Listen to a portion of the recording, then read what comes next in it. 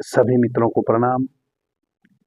The dark light channel पर प्रश्नोत्तर चर्चा में मैं आपका स्वागत करता हूं। आदरणीय मित्रों, कुछ प्रश्न हैं।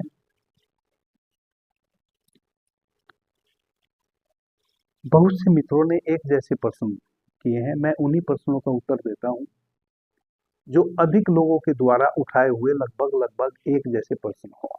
आज के जो प्रश्न है वह है भूतों से संबंधित। कई मित्रों ने पूछा है कि क्या भूत होते हैं, और यदि होते हैं तो उनको हम कैसे पहचानें और कैसे उनसे निपटें, और क्या वह हमारा बुरा कर सकते हैं। बुरा कर सकते हैं तो कैसे करते हैं। आदरणीय मित्रों, सबसे पहले तो यह भूत जो शब्द है, इस शब्द का अर्थ समझिए आप।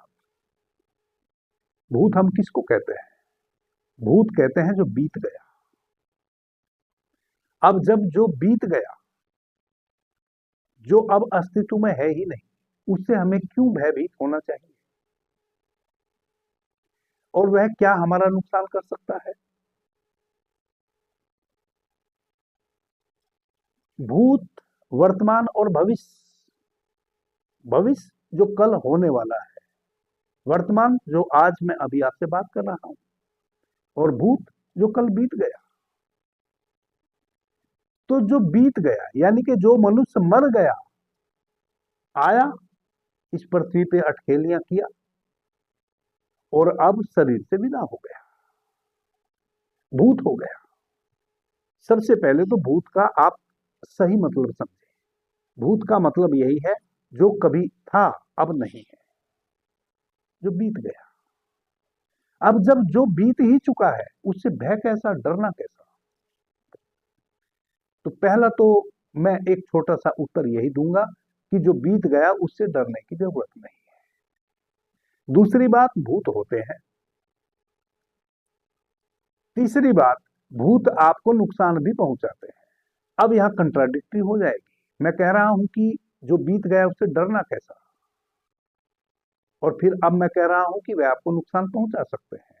उसके पीछे कारण है, उसी पे मैं विस्तार से आपको बताने का प्रयास करूंगा।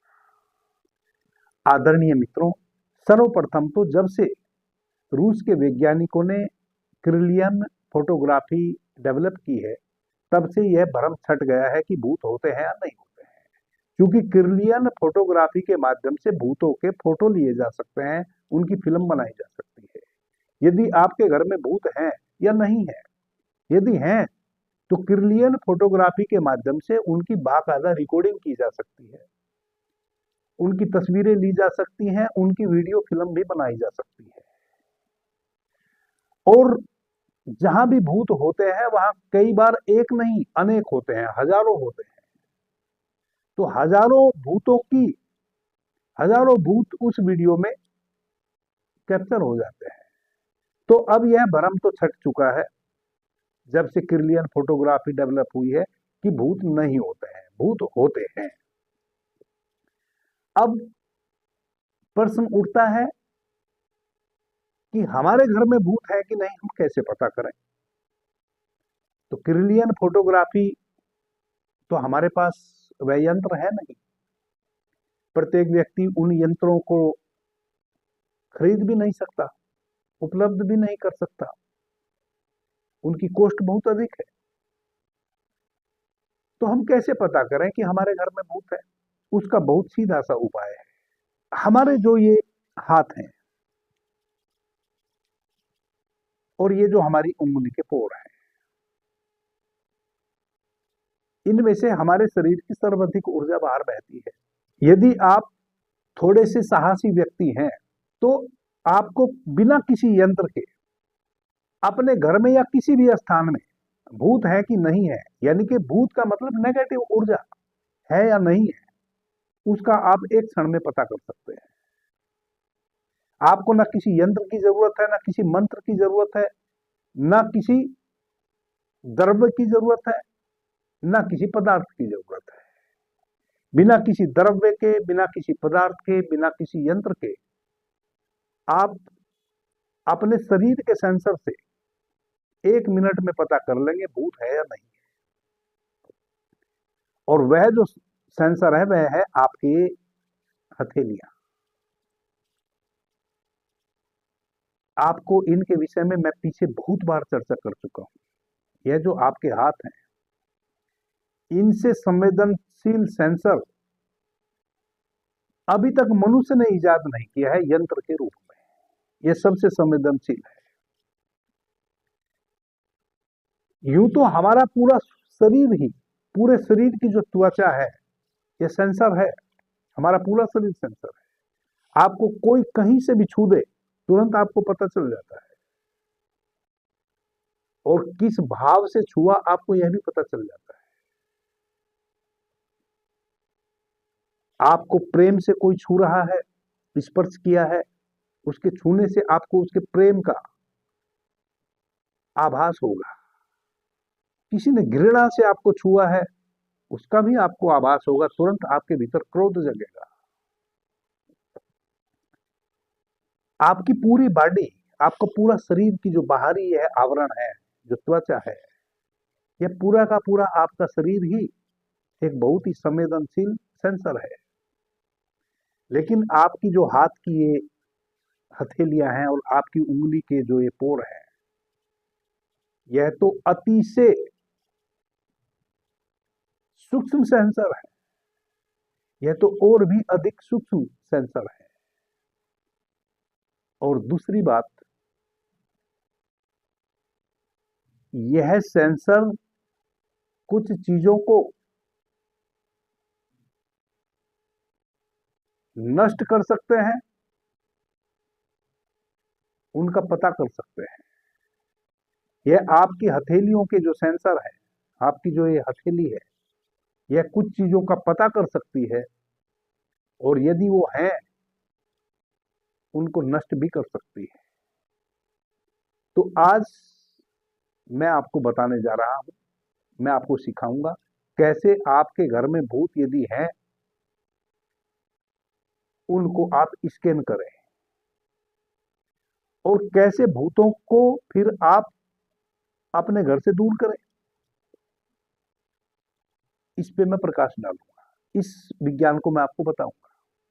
दूसरा, भूत आपको नुकसान पहुंचा सकते हैं क्या, उसका कारण बताऊंगा कैसे पहुंचाते हैं। और तीसरा, भूत आपके घर में क्यों है, उसके पीछे भी तो कोई कारण होगा ना, आपके घर में क्यों है। आप यह ना सोचें कि आपके अगल बगल में कोई मर गया है तो वह भूत के रूप में आपके घर में आ गया है। यह जो पृथ्वी है, जहां आप आज बैठे हैं, यहां कहते हैं कभी समुद्र था। यानी कि जो हमारा हिमालय पर्वत है, जो हिमालय की ऊंची ऊंची चोटियां हैं, वह कभी समुद्र था। और जहां आज समुद्र है वहां कभी पहाड़ थे। आज भी जब आप समुद्र की तलहटी में जाते हैं तो पहाड़ ही मिलता है आपको। बड़ी ऊंची ऊंची पहाड़ियां हैं समुद्र के अंदर, बहुत ऊंची ऊंची। हिमालय पर्वत से भी ऊंची ऊंची पहाड़ियां हैं समुद्र के अंदर। तो यह पृथ्वी कितनी बार अपने रूप को चेंज कर चुकी है, कितनी बार इस पृथ्वी पे प्रलय आ चुकी है, कितने लोग मर चुके हैं, कितने जीव जंतु मर चुके हैं, कितने जीव जंतु प्रतिदिन मरते हैं। 84 लाख योनियां हैं, और प्रतिपल जीवन मृत्यु का क्रम चल रहा है। इधर कोई जन्म ले रहा है तो उधर कोई मृत्यु को उपलब्ध हो रहा है। महाभारत आज से 5,500 वर्ष पूर्व हुआ था। कहते हैं 1.25 अरब लोग, यानी कि 125 करोड़ लोग महाभारत के युद्ध में लड़ते हुए मर गए। जितनी भारत की आज कुल जनसंख्या है, 5,500 वर्ष पूर्व इतने लोग तो महाभारत के युद्ध में लड़के मर गए। और यह पृथ्वी तो लाखों वर्ष पुरानी है। कितने युद्ध इस पृथ्वी पे हो चुके कितने लोग आ चुके, कितने जा चुके, और 1 और 84 लाख योनियां है, केवल मनुष्य ही नहीं है। अभी वैज्ञानिकों को मिल रहे हैं डायनासोर के ढांचे, कितना बड़ा विशाल जानवर हुआ करता था, पूरी पृथ्वी पे वह विचरता था, अब नहीं है। तो बहुत सी ऐसी चीजें हैं जो अब लुप्त हो चुकी हैं। वह कभी जीव आत्मा थे और अब वह नहीं है। आपका जहां भी घर है, जहां भी आप निवास करते हैं, यदि आप अपने घर के नीचे खुदाई करें 100, 200, 500 फीट, तो कितने कंकाल निकल आएंगे प्रत्येक प्रत्येक घर के नीचे, उसका आप अंदाज नहीं कर सकते। क्योंकि इस पृथ्वी पे सदैव से जीवन है और जीवन लुप्त भी होता रहता है। जीवन मृत्यु का क्रम निरंतर चल रहा है। इस पृथ्वी पे नाना प्रकार के रूप जीव लेते रहते हैं, मृत्यु को उपलब्ध होते रहते हैं। यदि अब जितने भी जीव जंतु आज तक इस पृथ्वी पे नपैद हो चुके हैं, मर चुके हैं, यदि वे सब भूत बन जाएं और हमारे घरों में रहने लगे तो हम कहां रहेंगे? तो ऐसा नहीं है कि कोई मर गया हमारे नियरेस्ट, हमारे गली में, मोहल्ले में, वह भूत बन के हमारे घर में रहता है, ऐसा नहीं है। आप जिस चेतना के लोग हैं, आपके परिवार में आप जिस चेतना के लोग हैं, उसी प्रकार की चेतना आपके यहां निवास करती है। भूत अच्छे बुरे सब प्रवृत्ति के होते हैं। भूतों के कुछ स्थान होते हैं, जैसे जो नेगेटिव प्रवृत्ति के आत्माएं होती हैं, जब तक उनको दूसरा जन्म ना मिले, मैं इस विषय पे बहुत लंबी बात पीछे कर आया हूं, जब तक उनको दूसरा जन्म ना मिले तब तक जो नेगेटिव प्रवृत्ति की आत्माएं हैं, यानी कि जो नेगेटिव लोग थे और अब वह मर गए हैं, तो जब तक उनको नया जन्म ना मिले तब तक वह आत्मरूपी इस जगत में विचरेंगे। और चूंकि हमारा जो मन है, मन हमें कहीं ना कहीं बांध के रखता है। मनुष्य दोबारा क्यों जन्मता है? मन के कारण, अतृप्ति के कारण। यदि एक मनुष्य तृप्त होके इस शरीर को विदा ले, जैसे भगवान बुद्ध, भगवान महावीर, गुरु नानक देव, कबीर, मीरा, दया, सहजोबाई, और इधर कुछ संत हुए हैं जैसे श्री राम शर्मा आचार्य जी, मेरे गुरुदेव कृष्णदत्त महाराज जी, मेरे गुरुजी पायलट बाबा,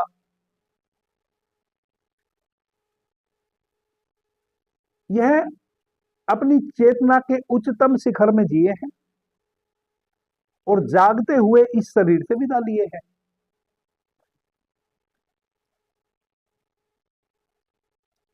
उनकी भी यदि कोई जुगुप्सा रह गई होगी तो फिर से जन्म लेंगे, कोई जिजीविसा भी बची होगी तो। यदि पूर्ण रूप से अभी किन्हीं चीजों में उनका मन अटका रहा होगा, जब शरीर उन्होंने त्यागा तो वो वापस आएंगे, फिर आएंगे। तो ये जो मन है जो अटक जाता है कहीं, वह हमें वापस लेके आता है नए जीवन में। उस मन के पार जब हम हो जाते हैं, सारी साधना हम क्यों करते हैं? ताकि उस मन की वृत्ति से हम उभरे और मन की वृत्ति से उबर के हम परमात्म भाव में लीन हो जाएं। किसी भी चीज में मरने के समय हमारी वृत्ति ठहरी ना हो, तो हम मुक्त हो जाएं जीवन मृत्यु से। तो वैसे तो उंगली पे गिने हुए लोग ही मुक्त होके विदा लेते हैं, वरना तो चेतना वापस लौट लौट के आती है। अब चूंकि वह बंधे कहां है, उनकी वृत्तियां कहां बंधी है? अगर कोई भारत में जन्म लिया था तो भारत में बंधी है, कुछ चीजों में बंधी है। आपने देखा होगा जब हमारे घर का कोई बुजुर्ग इस शरीर से विदा लेता है तो किन्हीं चीजों में, मेरे पोते को बुला दो, अरे मेरे पोते को बुला दो, मैं बस उसके दर्शन कर लूं, और पोता वहां है नहीं, और समय कम है, और बुजुर्ग का समय पूरा हुआ, पोता अभी आया नहीं, तो पोते में उनका विचार अटका हुआ है। अब जब भी वह, उनकी जो चेतना है, जब तक उनको नया जन्म ना मिले, उस पोते के इर्द गिर्द वहीं रहेगी।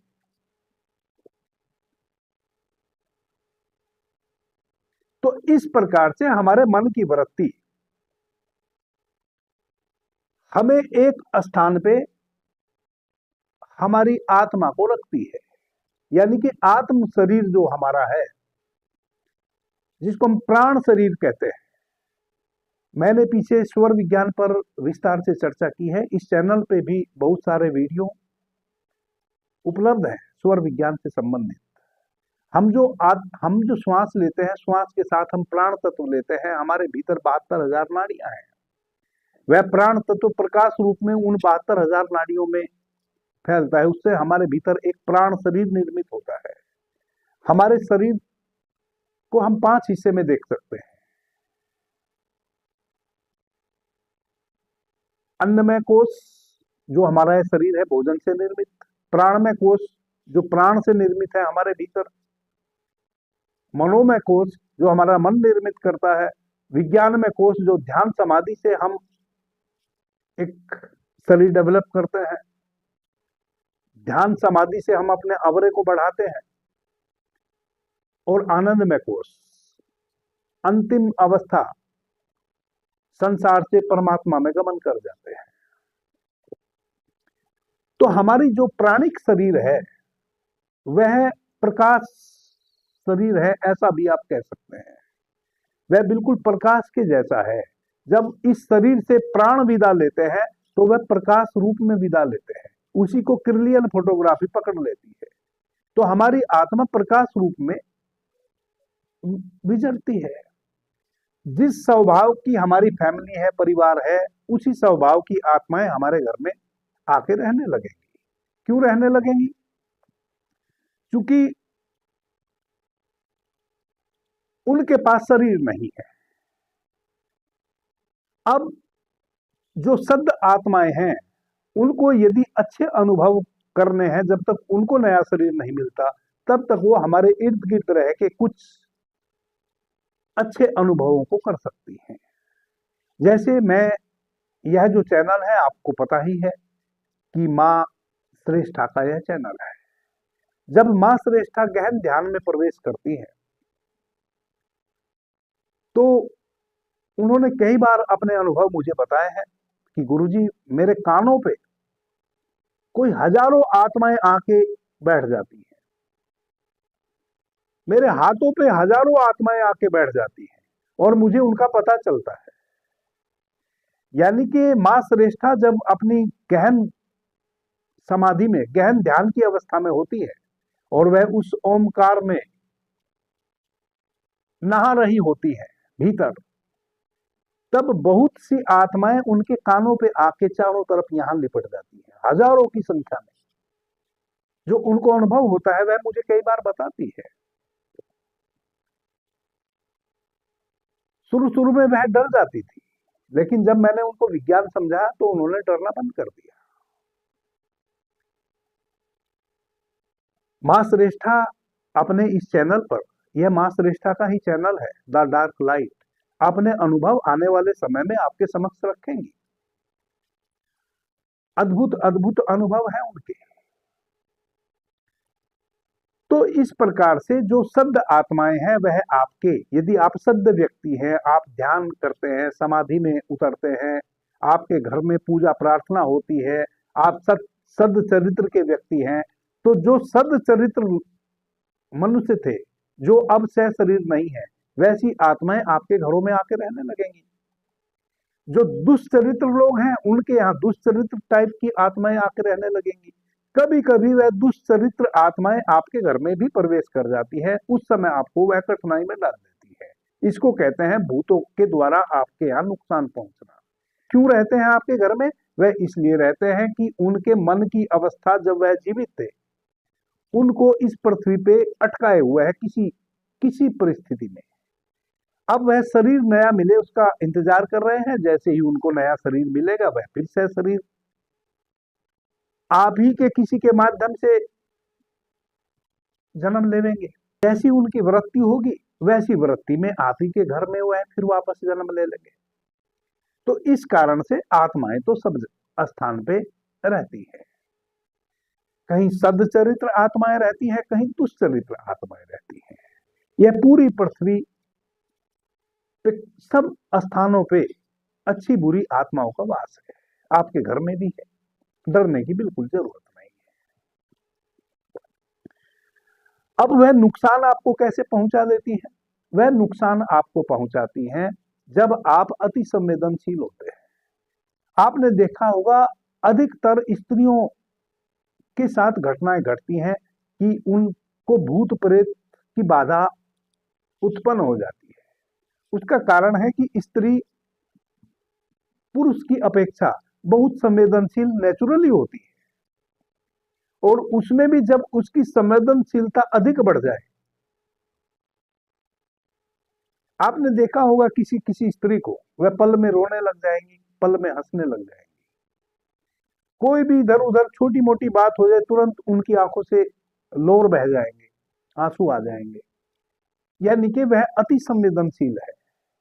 वैसे ही अति संवेदनशील व्यक्ति जो भी होगा उस क्षण में कभी कभी जो दुष्चरित्र आत्माएं हैं वह आपके भीतर प्रवेश कर जाती हैं। आपके भीतर प्रवेश कर जाती हैं। भोजन का स्वाद शरीर के द्वारा ही लिया जा सकता है। जब तक उनको शरीर नहीं मिला, भोजन में रस तो है, मन की वृत्ति है भोजन में, लेकिन भोजन का स्वाद ले कैसे जब तक शरीर ना हो। तो ऐसे संवेदनशील जो अति संवेदनशील लोग हैं, उस संवेदनशील अवस्था में कोई आत्मा जो बुरी प्रवृत्ति की आत्मा है वह भीतर प्रवेश कर जाती है और आपके द्वारा जो भोजन का स्वाद लिया जा रहा है उस स्वाद को ले लेती है। और अत्यधिक यदि बुरी कोई आत्मा है तो कई बार वह आपसे कुछ अच्छी बुरी घटनाएं भी घटवा लेती है।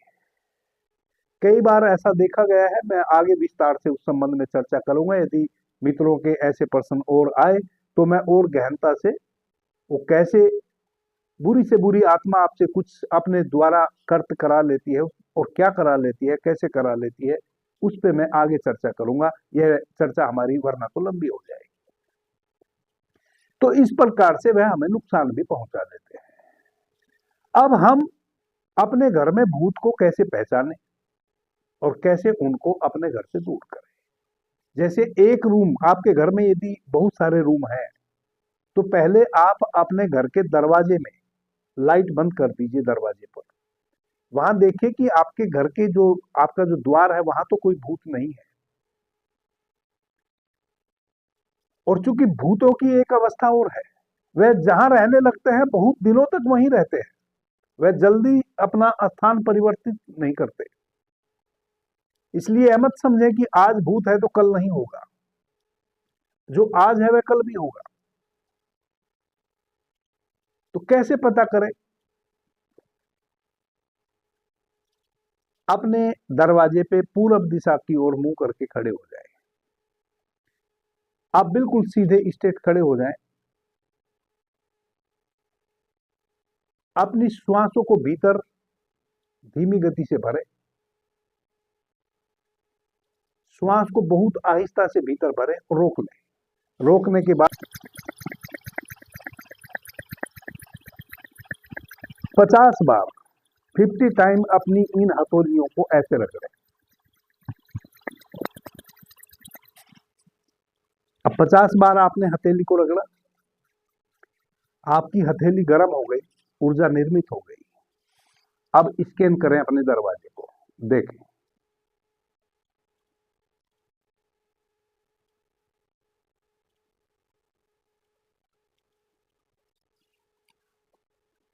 जब तक आपके हाथ में गर्माहट रहेगी तब तक स्कैन करें। पूरा दरवाजा अपना पूरा एरिया स्कैन कर लें। स्कैन जब करें तो बहुत स्पीड से हाथ ना चलाएं। बिल्कुल पीछे अपने हाथ लेके जाए। कंधे को पीछे लेके जाएं और बहुत धीमी गति से ऐसे हाथ को आने दें।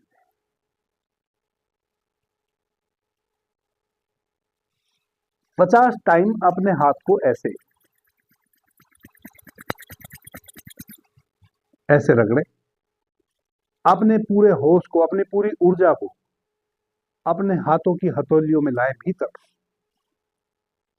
आपकी पूरी संवेदनशीलता आपकी हथेलियों पे आ गई।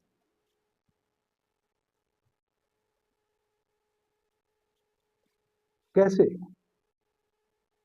यदि आपको पीछे से आके कोई छू दे अचानक, कैसे पता चलता है आपको कि आपके शरीर को किसी ने छुआ? आपका पूरा होश उस केंद्र पे केंद्रित हो जाता है जहां छुआ गया है। हो जाता है ना? आपका पूरा होश वहां अचानक चला जाता है। आप कहीं भी आगे, आप कुछ भी सोच रहे हो, कुछ भी कर रहे हो, कहीं भी आपका होश हो, लेकिन यदि अचानक कोई आपको कहीं से छू दे पीछे से, तुरंत आपकी पूरी अवेयरनेस, पूरा आपका होश उस केंद्र पे केंद्रित हो जाता है जहां आपको छुआ गया। इसी को कहते हैं होश को किसी एक स्थान पे ले जाना।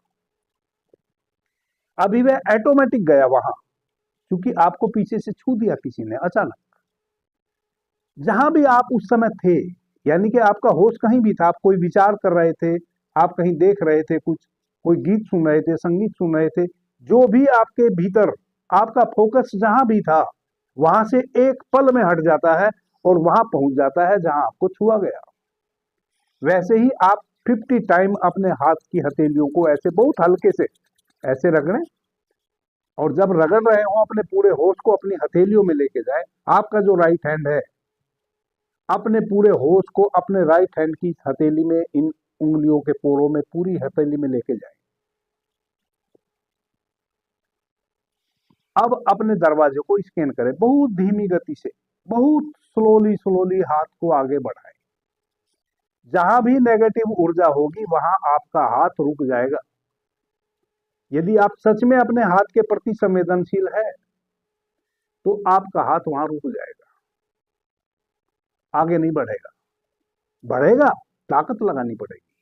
अभी तक आप सहज रूप से अपने हाथ को ऐसे लेके आ रहे हैं। जहां भी नेगेटिव ऊर्जा होगी वहीं का वहीं आपका हाथ ठहर जाएगा।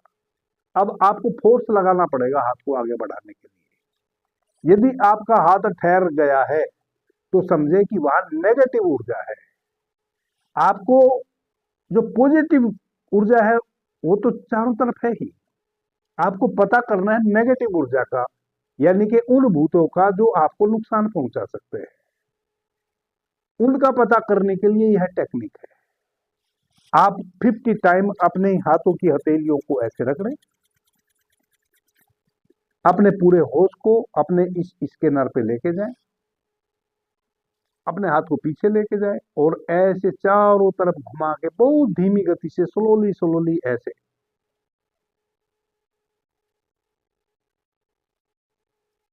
पूरा स्कैन करें। इस प्रकार से आप अपने पूरे घर को स्कैन करें। जहां भी आपका हाथ रुकने लगे समझो कि वहां नेगेटिव ऊर्जा है। अब आपको पता चला गया कि यहां नेगेटिव ऊर्जा है। अब उसको दूर कैसे करें? बहुत आसान है। एक मिट्टी का बर्तन ले आए। जो पक्षियों को पानी पिलाने के लिए हम ऊपर छत पे मिट्टी का एक पोट रख देते हैं जिसमें 1, 1.5, 2 लीटर पानी आ जाता है।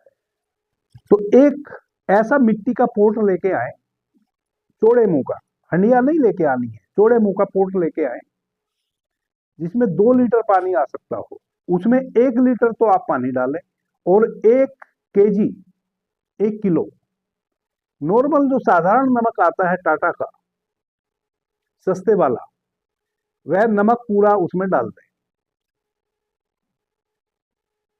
और उसको डाल के उन स्थानों पे रखें जहां आपको फील हुआ था कि यहां नेगेटिव ऊर्जा है। अब क्या करें? फिर से 50 टाइम अपनी हथेलियों को ऊर्जित करें, और जब हथेली ऊर्जित हो जाए तब अपने पूरे होश को अपनी इस हथेली में के सेंसर में लेके आए, स्कैन करें। जहां आपको लगे कि यहां भारीपन है वहां ऐसे बंद कर ले मुट्ठी,